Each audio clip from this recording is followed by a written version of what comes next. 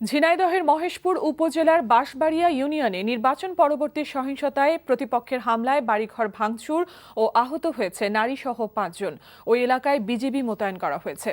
এছাড়া আশুগঞ্জ ও মাদারীপুরে সংঘর্ষে গুলিবিদ্ধ সহ আহত হয়েছে অর্ধশতাধিক। ঝিনাইদহের বাঁশবাড়িয়া ইউনিয়নে আওয়ামী লীগ চেয়ারম্যান প্রার্থী মাসুদুর রহমান বিপুল দলের বিদ্রোহী প্রার্থী আব্দুল মালেকের কাছে পরাজিত হন। আব্দুল মালেকের লোকজন সকালে প্রতিপক্ষের বাড়িঘরে হামলা ও ভাঙচুর চালায়। ভাঙচুর করা হয় ইউনিয়ন আওয়ামী লীগের সেক্রেটারি সৈয়দ মেম্বারের বাড়িতেও। এতে আহত হন ২ নারী সহ ৫ জন।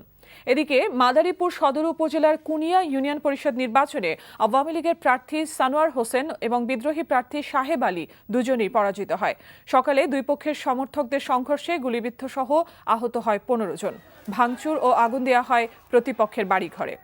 অন্যদিকে গত ২২ মার্চ ইউনিয়ন পরিষদ নির্বাচনে আশুগঞ্জের দুর্গাপুরে আওয়ামী লীগের বিদ্রোহী প্রার্থী মোয়াজ্জেম হোসেন চেয়ারম্যান পদে নির্বাচিত হন।